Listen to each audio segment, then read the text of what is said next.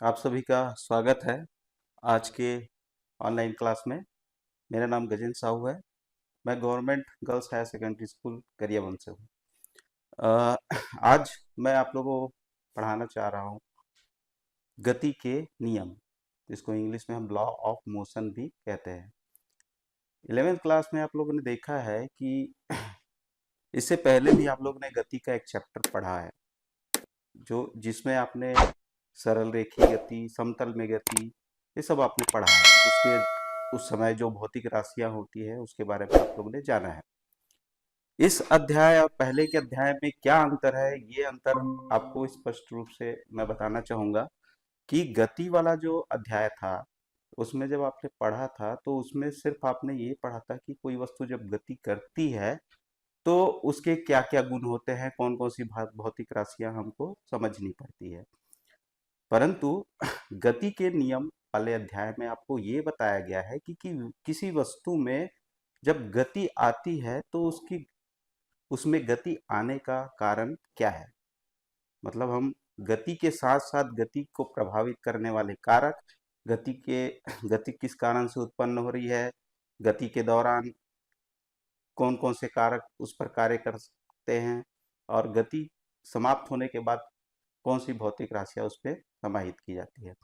तो चलिए आज का क्लास हम शुरुआत करते हैं और सु- पढ़ेंगे हम लोग गति के नियम। तो इस क्लास में हम लोग क्या क्या चीजें कवर करेंगे मैं आपको शॉर्ट में बता देता हूँ कि सबसे पहले तो देखो हमको पढ़ना पड़ेगा। हम लोग पढ़ेंगे बल की अवधारणा। बल क्या होता है, वो गति को किस तरीके से प्रभावित करता है, ये हम जानेंगे। बल की अवधारणा में मतलब बल बल के बारे में हम लोग समझेंगे और उसको परिभाषित करने का प्रयास करेंगे। फिर उसके बाद सेकंड जो हमारा टॉपिक होगा वो है जड़त्व।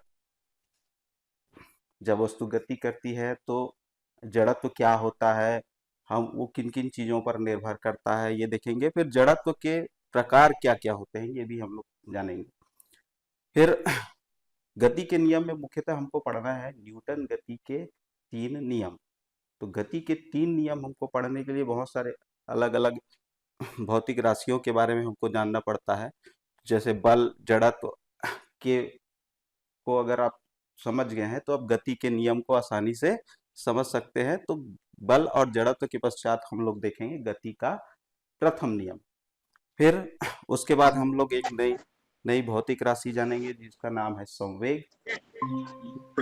संवेग पर आधारित होगा हमारा न्यूटन गति का दूसरा नियम। आगे चलते हैं।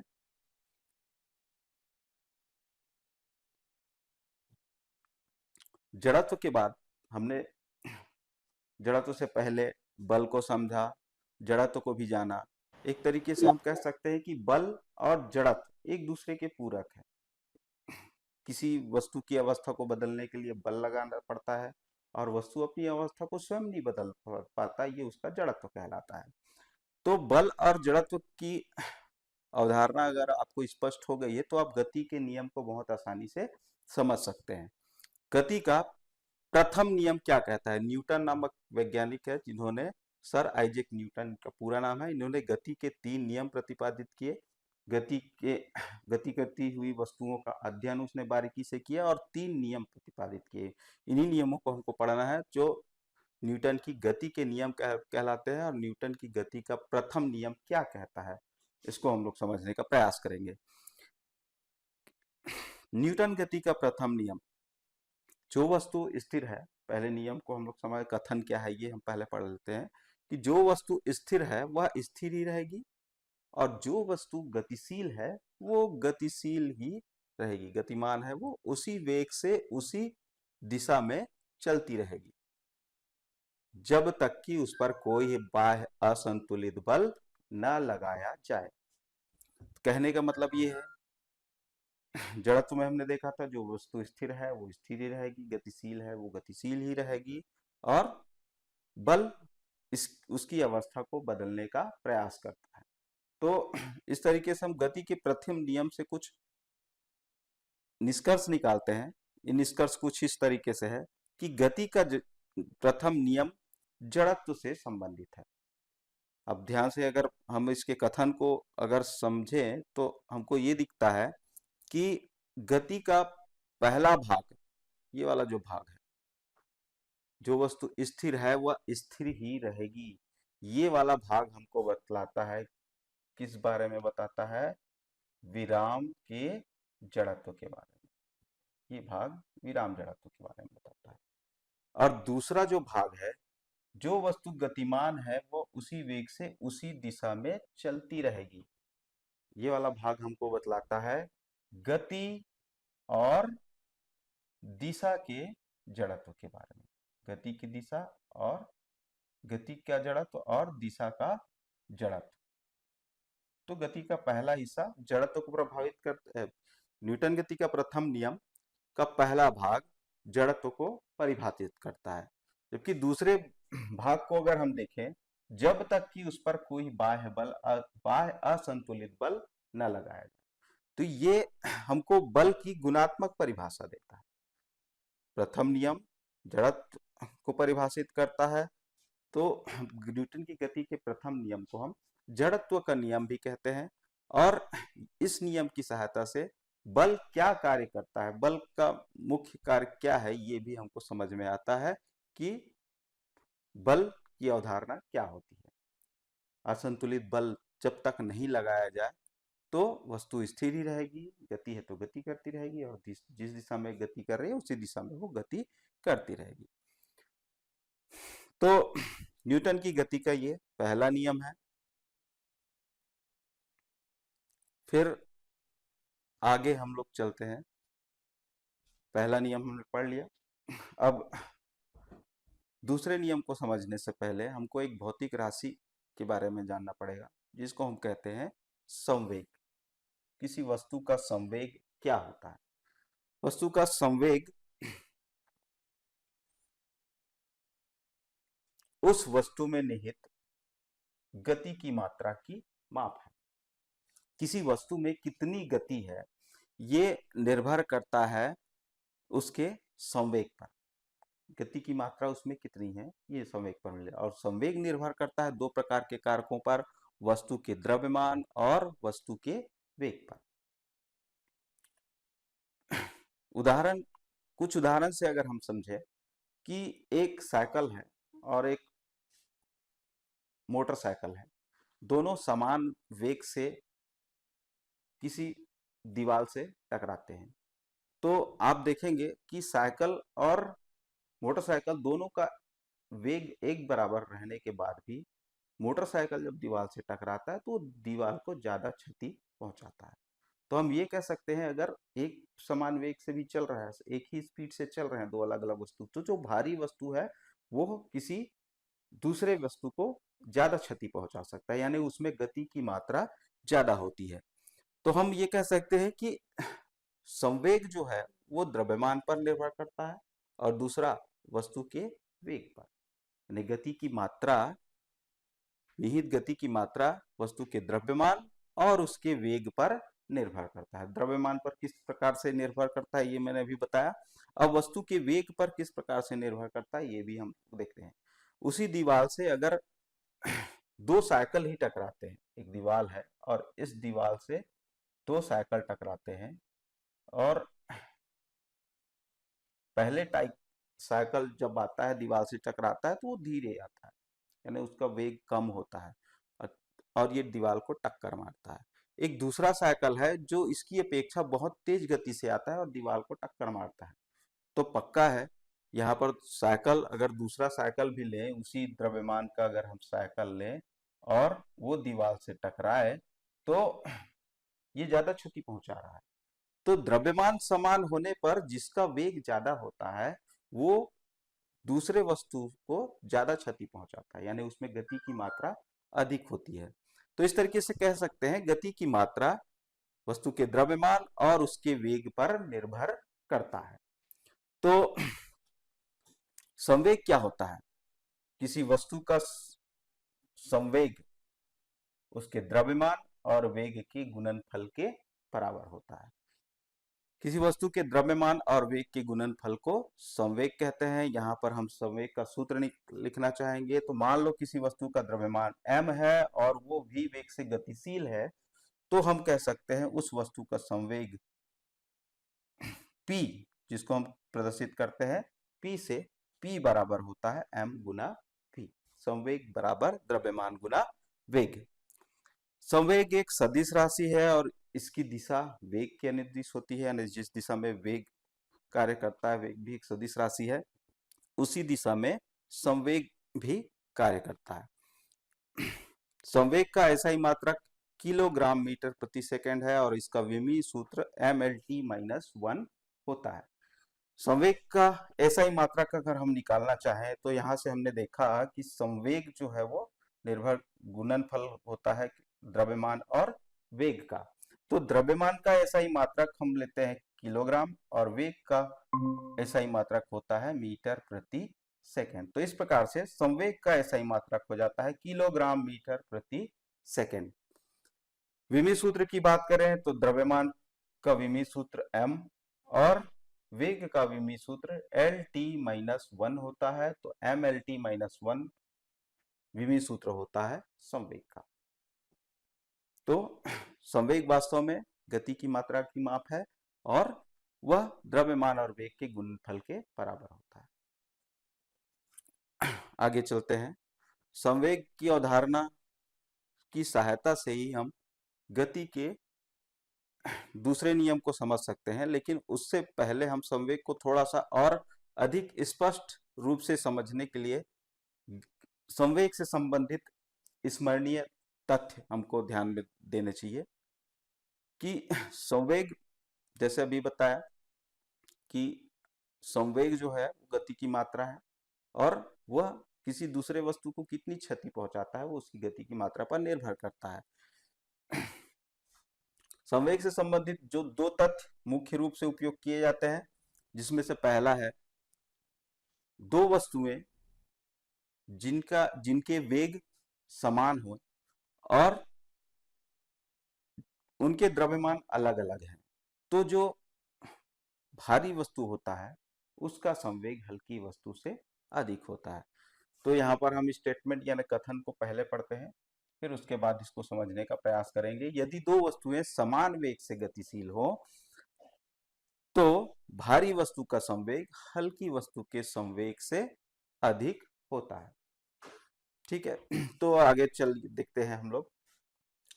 मान लो एक भारी वस्तु है और उसका द्रव्यमान के कैपिटल M है और वो कैपिटल V वेग से गति कर रही है, यानी भारी वस्तु का द्रव्यमान कैपिटल M और उसका वेग कैपिटल V।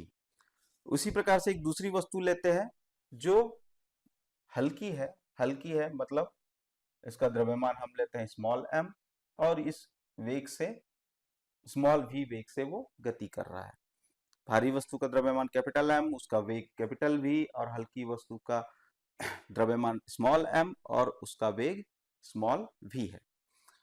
तब हम भारी वस्तु का संवेग अगर निकालना चाहें तो संवेग के सूत्र के अनुसार हम कह सकते हैं कैपिटल P, भारी वस्तु के संवेग को अगर हम कैपिटल P कहें तो कैपिटल P बराबर कैपिटल M गुना कैपिटल V।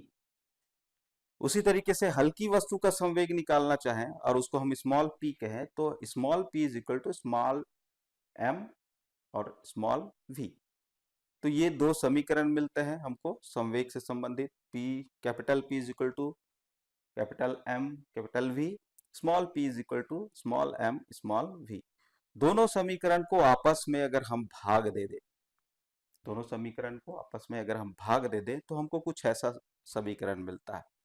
कैपिटल P को हम भाग दे रहे हैं स्मॉल p से, तो बाया पक्ष अगर भाग दे रहे हैं तो दाया पक्ष भी आपस में भाग चले जाएंगे, यानी कैपिटल P स्मॉल p का भाग बराबर होगा किसके, कैपिटल M कैपिटल V के गुना का भाग स्मॉल m और स्मॉल v के गुणनफल के भाग। तो आगे अगर हम चलें तो हमने जैसे यहाँ पर कथन में ही कहा था कि दो वस्तुएं समान वेग से गतिशील है, मतलब कैपिटल V और कैपिटल स्मॉल v दोनों आपस में बराबर होंगे। तो यहाँ पर जो स्मॉल v है हम उसकी जगह कैपिटल V भी रख सकते हैं। क्यों? क्योंकि कैपिटल V और स्मॉल v बराबर है, क्योंकि दोनों वस्तुएं समान वेग से गतिमान है। तो समान वेग से गतिमान होने के कारण स्मॉल v की जगह हमने कैपिटल V रख दिया। अब यहां से हम देख सकते हैं कि अंश में कैपिटल V और हर में भी कैपिटल V हो गया, दोनों आपस में कैंसल हो जाएंगे और हमारा capital P by small p इसका मान आएगा capital M by small m। अब जैसा कि हमने यहाँ पर शुरू में ही माना था कि भारी वस्तु का द्रव्यमान हम मान के चले थे कैपिटल M और हल्की वस्तु का द्रव्यमान हमने माना था स्मॉल m। मतलब हमको पहले से पता है कि कैपिटल M स्मॉल m से बड़ा है। भारी वस्तु का द्रव्यमान है कैपिटल M, जो कि ज्यादा होगा, पक्का है कि हल्की वस्तु का द्रव्यमान जो स्मॉल m था। तो यहाँ पर अगर हम दोनों पक्षों को ध्यान से देखें तो कैपिटल M का मान अगर बड़ा है दाएं पक्ष में, तो बाएं पक्ष में भी कैपिटल P का मान बड़ा होगा अपेक्षाकृत स्मॉल p के। इसलिए हम कह सकते हैं क्योंकि m बड़ा है स्मॉल m से, इसलिए कैपिटल P भी बड़ा होगा स्मॉल p से। अब कैपिटल P क्या है? कैपिटल P भारी वस्तु का संवेग है और स्मॉल p हल्की वस्तु का संवेग है। तो यहां से स्पष्ट होता है कि भारी वस्तु का संवेग हल्की वस्तु के संवेग से अधिक होगा। इसी तरीके से दूसरा एक और कथन है जिसमें वस्तुओं के संवेग समान होने पर, दो वस्तुओं के संवेग समान होने पर जो हल्की वस्तु होती है उसका वेग भारी वस्तु के वेग से अधिक होता है। यानी हम ऐसा कह सकते हैं कि अगर कैपिटल P और स्मॉल p आपस में बराबर हो जाए तो स्मॉल v यानी हल्की वस्तु का वेग ज्यादा होता है कैपिटल V से। अब इसी तरीके से संवेग, दोनों वस्तुओं के संवेग निकालकर फिर उनका भाग देकर उसी तरीके से आप इसको सिद्ध कर सकते हैं।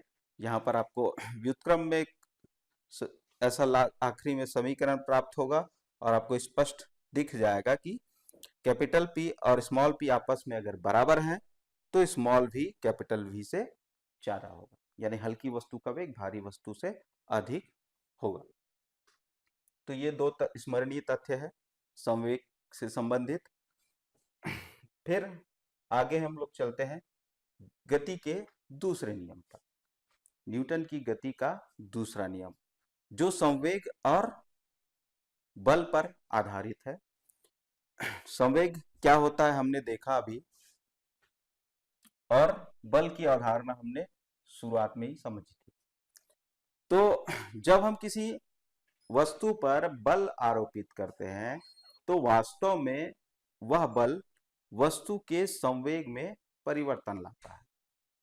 वस्तु के संवेग, वस्तु का संवेग जैसा कि हमने जाना किन किन कारकों पर निर्भर करता है, उसके द्रव्यमान और वेग पर। तो वस्तु का संवेग द्रव्यमान और वेग का गुणनफल होता है। अगर किसी वस्तु पर अगर हम बल आरोपित करें तो उसका वेग या तो बढ़ता है या घटता है, यानी संवेग में परिवर्तन होता है। भले ही द्रव्यमान अपरिवर्तित हो फिर भी उसका वेग तो परिवर्तित होता ही है। और जहां भी वेग परिवर्तित होता है, क्योंकि P बराबर होता है mv, यानी वेग अगर परिवर्तन होता है, बल लगाने पर वेग परिवर्तित होगा तो पक्का है उसका संवेग भी परिवर्तित होगा। तो हम इस तरीके से कह सकते हैं कि संवेग में परिवर्तन होता है कब? जब कोई बल आरोपित किया जाता है।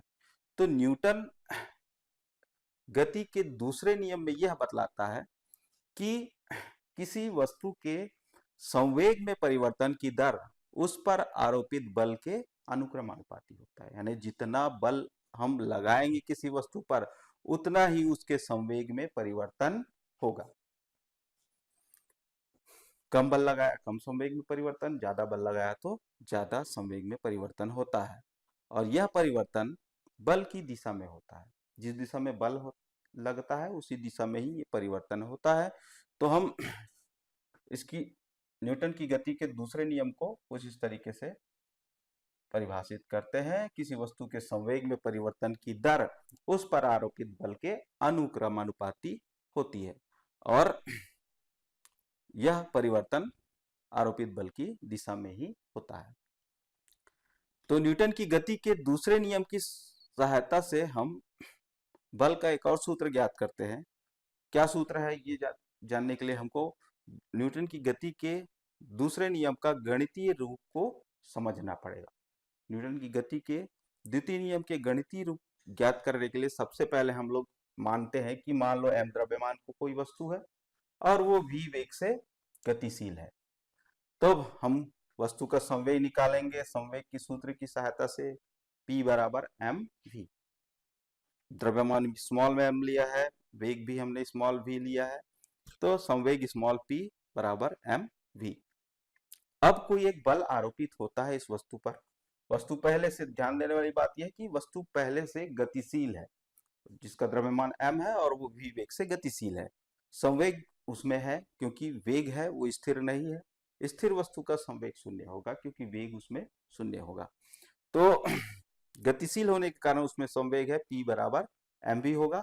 अब इस पर कोई एक बल आरोपित करते हैं जिसका परिमाण f है और ये बल हम आरोपित करते हैं एक निश्चित समय अंतराल के लिए और उस समय अंतराल को नाम दे दिया डेल्टा टी।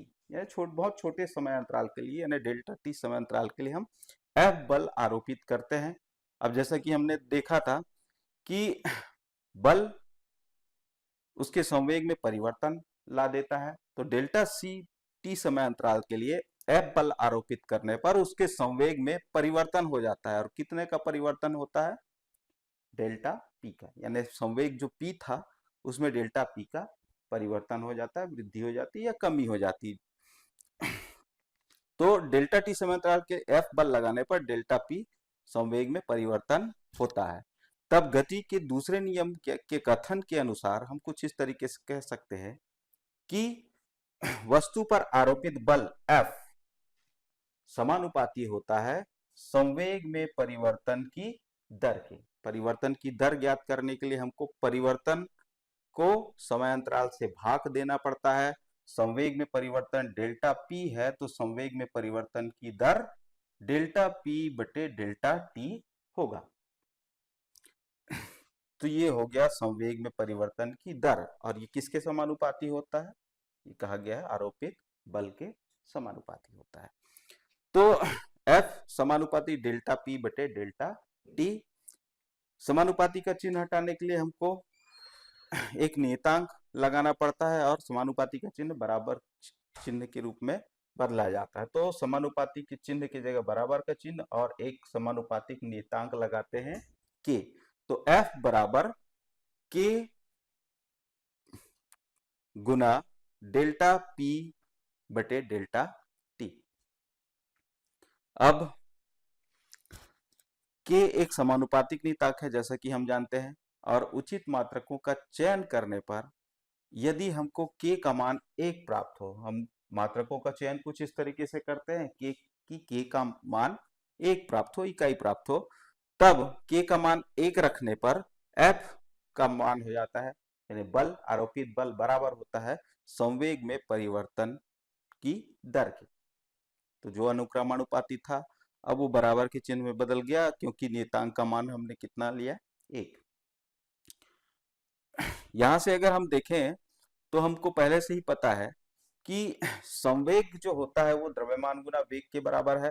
तो संवेग में परिवर्तन को हम कुछ इस तरीके से लिख सकते हैं, जहां पर डेल्टा p लिखा है उसके जगह हम चाहे तो ऐसा भी लिख सकते हैं, डेल्टा p के जगह mv, यानी mv में परिवर्तन और बटे में चूंकि डेल्टा t है वो हमने पहले से रखा हुआ है। अब आगे चलते हैं। चूंकि वस्तु पर बल लगाने पर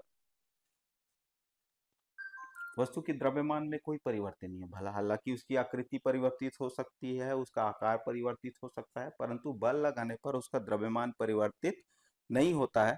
डेल्टा टी समय अंतराल के लिए हम F बल लगा रहे हैं तो उसका द्रव्यमान परिवर्तित नहीं होने के कारण हम उसको परिवर्तन के चिन्ह से बाहर निकाल देते हैं।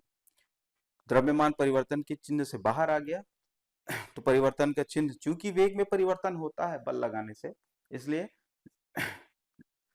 वेग परिवर्तन चिन्ह के अंदर रहेगा। तो m डेल्टा v, और भाग में चल रहा था हमारा डेल्टा t। तो इस सूत्र को हम इस प्रकार से लिख सकते हैं, आगे समीकरण को, F बराबर m डेल्टा v बटे डेल्टा t।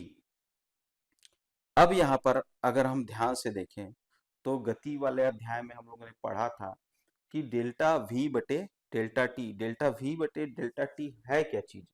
डेल्टा v मतलब वेग परिवर्तन और डेल्टा t मतलब समय अंतराल। वेग परिवर्तन की दर को डेल्टा v बटे डेल्टा t मतलब वेग परिवर्तन की दर जो होती है वो वस्तु के त्वरण के बराबर होता है। तो वस्तु में उत्पन्न त्वरण अगर a है तो डेल्टा v बटे डेल्टा t के जगह हम सीधा सीधा लिख सकते हैं वस्तु का त्वरण a। और चूंकि द्रव्यमान पहले से है इसलिए हमने द्रव्यमान लिखा, और डेल्टा v बटे डेल्टा t का मान हमने रख दिया कितना, त्वरण a के बराबर। तो यहां से हम कह सकते हैं F बराबर होता है m गुना a के। F है आरोपित बल और m वस्तु का द्रव्यमान और a उस पर उत्पन्न होने वाला त्वरण। तो हम कह सकते हैं शब्दों में इस सूत्र को अगर हम लिखना चाहें तो बल बराबर होता है द्रव्यमान गुना त्वरण। तो ये जो समीकरण हमको प्राप्त हुआ F बराबर m गुना a, ये कहलाता है न्यूटन की गति के दूसरे नियम का गणितीय रूप। न्यूटन की गति के दूसरे नियम का गणितीय रूप है F बराबर m a। आगे चलते हैं, गति का दूसरा नियम देखा और उसका गणितीय रूप हमने प्राप्त किया जो बल का सूत्र प्रदान करता है, बल बराबर द्रव्यमान गुना त्वरण। आगे हम लोग फिर से इसी सूत्र को और अच्छे से स्पष्ट रूप से समझने का प्रयास करते हैं।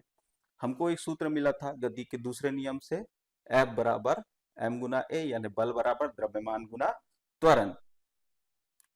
तो यहां से हम बल को नए तरीके से परिभाषित कर सकते हैं, किसी वस्तु पर आरोपित बल उसके द्रव्यमान और उसमें उत्पन्न त्वरण के गुणनफल के बराबर होता है।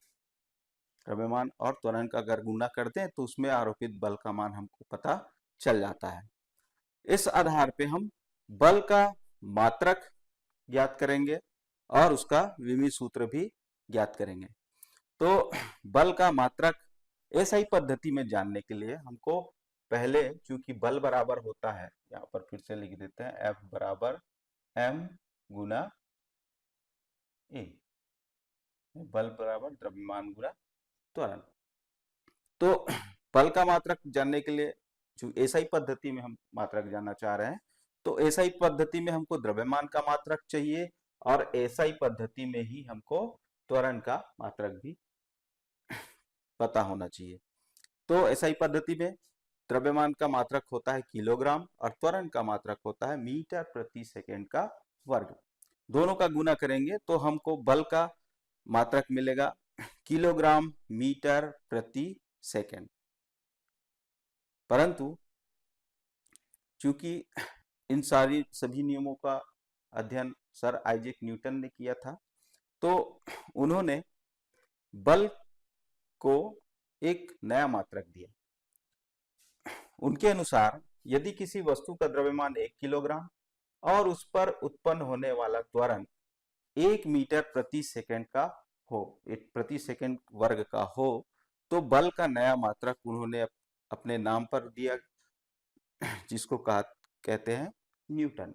1 न्यूटन का बल क्या होता है, किलोग्राम और मीटर प्रति सेकंड। 1 किलोग्राम द्रव्यमान हो जाए और 1 मीटर प्रति सेकंड वर्ग का त्वरण उत्पन्न हो जाए तो जो बल लगा रहे हैं उस बल का मान कहलाता है 1 न्यूटन। इसको हम कैपिटल N से ऐसा प्रदर्शित करते हैं। 1 न्यूटन बल की परिभाषा हम इस प्रकार से कह सकते हैं कि 1 न्यूटन बल वह बल है जो किसी 1 किलोग्राम द्रव्यमान वाले वस्तु पर आरोपित करने पर उस वस्तु में 1 मीटर प्रति सेकंड वर्ग का त्वरण उत्पन्न कर दे। ये 1 न्यूटन बल की परिभाषा है। 1 किलोग्राम द्रव्यमान वाले वस्तु में 1 मीटर प्रति सेकंड वर्ग का त्वरण उत्पन्न करने के लिए आरोपित बल के मान को हम 1 न्यूटन का बल कहते हैं। सीजीएस पद्धति में अगर हम देखना चाहें तो सीजीएस पद्धति में द्रव्यमान का मात्रक ग्राम हो जाता है और त्वरण का मात्रक सेंटीमीटर प्रति सेकंड का वर्ग। मीटर की जगह सेंटीमीटर और किलोग्राम की जगह ग्राम आ जाता है। तो द्रव्यमान अगर 1 ग्राम हो जाए और त्वरण 1 सेंटीमीटर प्रति सेकंड का वर्ग हो जाए तो बल का एक नया मात्रक डिफाइन किया जाता है जिसको कहा जाता है डाइन। एक डाइन बल किसके बराबर होता है? 1 ग्राम द्रव्यमान हो और 1 सेंटीमीटर प्रति सेकंड का वर्ग का त्वरण हो तो एक डाइन बल कहलाएगा। और एक डाइन बल को हम इस तरीके से परिभाषित करते हैं, 1 ग्राम द्रव्यमान वाले वस्तु पर 1 सेंटीमीटर प्रति सेकंड वर्ग का त्वरण उत्पन्न करने के लिए आवश्यक बल की मात्रा को हम एक डाइन का बल कहते हैं। तो इस प्रकार से बल के दो मात्रक एसआई पद्धति और सीजीएस पद्धति में देखा। एसआई पद्धति में बल का मात्रक न्यूटन और सीजीएस पद्धति में बल का मात्रक डाइन होता है। न्यूटन और डाइन में क्या संबंध है ये भी हम लोग समझ सकते हैं। 1 न्यूटन और किसके बराबर होता है? 10 की घात 5 डाइन के बराबर होता है। 1 न्यूटन का बल हमने पहले कहा था, 1 न्यूटन का बल हम किसको कहते हैं?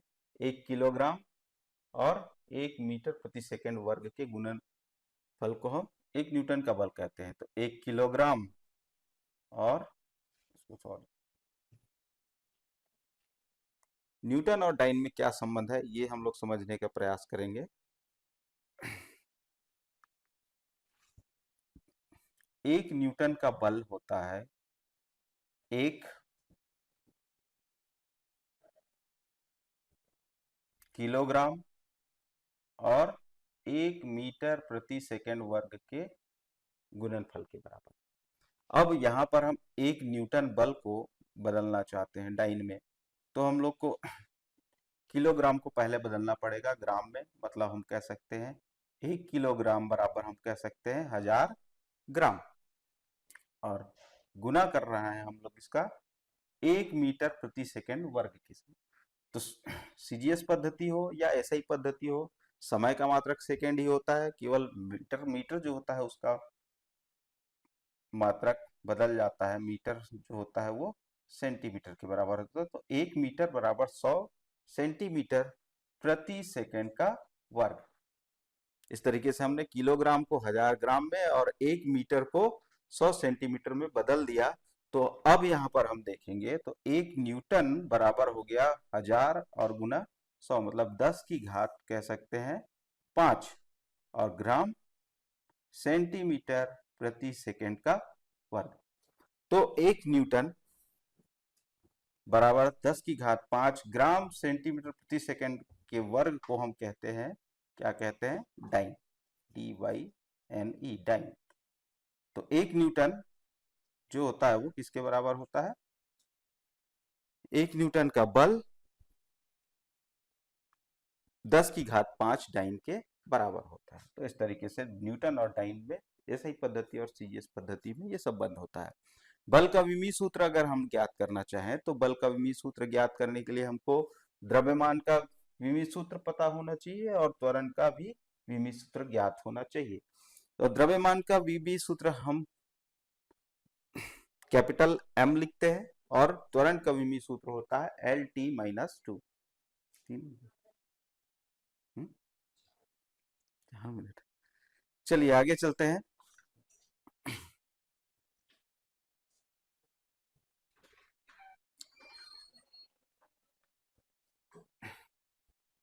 इसके बाद हम लोग पढ़ेंगे आवेग के बारे में। आवेग क्या चीज होता है? आवेग होता है बल के कुल प्रभाव की माप है। जब हम किसी वस्तु पर बल आरोपित करते हैं तो वस्तु पर उस बल का कितना प्रभाव पड़ेगा ये दो चीजों पर निर्भर करता है, बल का परिमाप और समय अंतराल पर। मतलब हम कितना बल लगा रहे हैं, दूसरा कितना समय तक बल लगा रहे हैं। तो किसी बल का आवेग उसके बल के परिमाण और समय अंतराल के गुणनफल के बराबर होता है। यदि वस्तु पर आरोपित बल F हो और समय अंतराल डेल्टा t के लिए आरोपित किया जाता है, तो बल का आवेग, जिसको हम J से परिभाषित करते हैं, J बराबर होता है बल गुना समय अंतराल, मतलब F गुना डेल्टा t। आवेग एक सदिश राशि है और यह आवेग की दिशा बल के अनुदिश, जिस दिशा में बल लगता है उसी दिशा में आवेग भी कार्यरत होता है। आवेग का ऐसा ही मात्रक न्यूटन सेकंड है, क्योंकि बल का मात्रक हमने जाना है न्यूटन, और समय का ऐसा ही मात्रक होता है सेकंड, तो न्यूटन सेकंड आवेग का मात्रक हो गया, और विमी सूत्र इसका होता है mlt-1। विमी सूत्र कैसे ज्ञात कर सकते हैं? बल का विमील सूत्र होता है mlt-2 और उसमें गुना कर देंगे समय का विमील सूत्र t, तो यहां से हमको मिल जाएगा mlt-1। आवेग की अवधारणा का उपयोग हम दैनिक जीवन में कहां कहां पर करते हैं, यह हमको देखना चाहिए। क्रिकेट के खेल में कैच पकड़ते समय खिलाड़ी अपने हाथ को पीछे की ओर खींचता है। सर्कस के कलाकार जाली या मोटे गद्दे पर कूदते हैं। और तीसरा एक उदाहरण है इसका, कुछ ऊंचाई से अगर हम पक्के फर्श पर कूदें और रेत पर कूदें तो हमको पक्के फर्श पर कूदने पर ज्यादा चोट लगती है। इसका कारण हम कह सकते हैं कि आवेग किस प्रकार से प्रभावित करता है बल को। इसको थोड़ा स्पष्ट समझने के लिए हम पहला उदाहरण लेते हैं। क्रिकेट के खेल में कैच पकड़ते समय खिलाड़ी अपने हाथ को पीछे की ओर खींचता है। गेंद एक निश्चित वेग से आते रहता है, यानी इसमें गति होती है। गति की मात्रा अधिक हो तो उसको रोकने के लिए खिलाड़ी को अपने हाथों से इसको पकड़ना पड़ता है। तो जब हम ये खिलाड़ी के हाथों पर आता है तो एक तरीके से कह सकते हैं बल उसके हाथों में आते समय, गेंद इसके हाथों में आते समय बल आरोपित करता है। तो हाथ से अगर ये सीधे सीधे टकराता, गेंद अगर हाथ से सीधे टकराता तो बहुत कम समय के लिए खिलाड़ी अपना हाथ अगर स्थिर रख देता तो गेंद उसके हाथ में आती और सीधे टकराती, तो टकराने का समय अंतराल जो होता वो बहुत कम होता, जिसके कारण बल का आवेग निश्चित होने के कारण F का मान, यानी बल, गेंद द्वारा उसके हाथ पर लगने वाला बल बढ़ जाता। गेंद द्वारा उसके हाथ पे लगने वाला बल बढ़ने के कारण खिलाड़ी के हाथ को चोट भी लग सकती है। तो इस स्थिति से बचने के लिए वो क्या करता है, जब उस गेंद उसके हाथ में आता है तो उस टक्कर के समय को, हाथ और गेंद के टक्कर के समय को बढ़ाने के लिए अपने हाथ को गेंद के साथ में पीछे लाता है, जिससे समय अंतराल बढ़ जाता है और आवेग का मान निश्चित है। तो इसको घटाने के लिए समय अंतराल बढ़ने के कारण बल का मान घट जाता है। तो इस तरीके से कह सकते हैं कि गेंद द्वारा वस्तु पर खिलाड़ी के हाथ पर लगाए जाने वाले बल का मान कम होने के कारण उसको कम चोट लगता है। यही सभी कारण होते हैं सर्कस के कलाकार के जाली और मोटे गद्दे पर कूदने के कारण। अगर सीधे फर्श पे कूदेंगे तो फर्श पर वो ज्यादा बल आरोपित करेंगे क्योंकि समय अंतराल कम होगा और उसको चोट लग सकता है। अब जबकि जाली या मोटे गद्दे पर कूदने पर समय अंतराल बढ़ जाता है और बल का मान कम हो जाता है। उसी तरीके से पक्के फर्श पर कूदें और रेत पर कूदें तो समय अंतराल बढ़ने के कारण आरोपित बल का मान भी कम होता है। आगे अगर हम देखें, थोड़ा सा आगे अगर हम देखें तो आवेग के बाद हम लोग जानेंगे आवेग संवेग प्रमेय क्या है। न्यूटन की गति के दूसरे नियम से हम लोगों ने देखा था कि डेल्टा पी आरोपित बल बराबर होता है डेल्टा पी बटे डेल्टा टी के। यहां से अगर हम निकालना चाहें डेल्टा टी को पक्षांतर कर दें एफ की तरफ तो एफ के साथ ये गुना में चला जाएगा, मतलब डेल्टा पी बराबर हम कह सकते हैं एफ गुना डेल्टा टी। परंतु हमने आवेग की परिभाषा से अभी देखा था कि F गुना डेल्टा टी जो होता है वो J के बराबर होता है, यानी आवेग बल गुना समय अंतराल के बराबर होता है और डेल्टा P भी बल गुना समय अंतराल के बराबर होता है। तो एक तरीके से हम कह सकते हैं चूंकि समीकरण 1 और 2 के दाएं पक्ष बराबर है इसलिए बाएं पक्ष भी बराबर होंगे। तो ये कह सकते हैं कि किसी बल का आवेग J बराबर होता है वस्तु के संवेग में परिवर्तन। बल द्वारा वस्तु के संवेग में परिवर्तन किया जाता है तो उस बल का आवेग वस्तु के संवेग में परिवर्तन के बराबर होता है। तो यहाँ पर हम कह सकते हैं कि आवेग द्वारा किसी बल का आवेग उस बल द्वारा किए गए संवेग में परिवर्तन के बराबर होता है। यही आवेग संवेग का प्रमेय है। जल्दी से देख लेते हैं आगे न्यूटन की गति का तीसरा नियम। न्यूटन की गति का तीसरा नियम कहता है कि प्रत्येक क्रिया के बराबर और विपरीत एक प्रतिक्रिया होती है। दैनिक जीवन में इसके कई उदाहरण देखने को हमको मिल जाते हैं। जैसे कोई एक पुस्तक किसी टेबल पर रखा हुआ है तो यह पुस्तक, इस पुस्तक पर लगातार पृथ्वी गुरुत्वाकर्षण बल नीचे की ऊर्ध्वाधर नीचे की ओर लगाती है। यानी पुस्तक चूंकि टेबल पर रखा हुआ है इसलिए गुरुत्वाकर्षण बल के कारण या अपने भार के कारण पुस्तक टेबल की सतह पर एक बल आरोपित करता है जो उसके भार के कारण होता है। तो हम देखते हैं कि टेबल की सतह पर ये पुस्तक रखा हुआ है तो पुस्तक गतिशील नहीं हो रही है, जबकि नीचे की तरफ बल लग रहा है। तो नीचे की तरफ बल लगने के कारण नीचे की तरफ उसको गति करना चाहिए, परंतु पुस्तक अपनी जगह पर स्थिर होती है। तो हम ऐसा कह सकते हैं कि जो भार का बल है नीचे की ओर कार्य कर रहा है तो टेबल की सतह ठीक उसके बराबर और विपरीत दिशा में बल लगाती है जो ठीक वस्तु के भार के बराबर होता है। और इस सतह के लंबवत, टेबल की सतह के लंबवत ऊपर की ओर, नीचे की ओर भार का बल लगता है तो ऊपर की ओर, लंबवत ऊपर की ओर एक प्रतिक्रिया बल कार्य करता है जिसको हम आर कहते हैं। तो यहाँ पर वस्तु रखा हुआ है तो उसका भार नीचे की ओर और ठीक बराबर और विपरीत दिशा में प्रतिक्रिया बल ऊपर की ओर कार्य करता है। तो जो भार है वो क्रिया बल है और जो प्रतिक्रिया बल जो आर कह रहे हैं हम, एक तरीके से कह सकते हैं विपरीत दिशा में प्रतिक्रिया बल है। तो सब बहुत जगह और देखने को उदाहरण मिल जाएंगे आपको। बंदूक से अगर हम कोई गोली चलाते हैं तो गोली जब आगे की ओर जाती है तो एक प्रकार का क्रिया बल लगता है, इसके ठीक बराबर और विपरीत दिशा में एक प्रतिक्रिया बल पीछे की ओर कार्य करता है जिसके कारण से बंदूक चलाने वाले व्यक्ति के कंधों पर झटका लगता है। तीसरा एक और उदाहरण देखें। अगर नाव से आप चल रहे हैं, नाव पर आप पैरों के द्वारा बल लगाकर किनारे पर जब कूदने का प्रयास करते हैं तो आपका शरीर आगे की ओर गति करता है, यानी क्रिया बल आपने सामने की तरफ लगाया।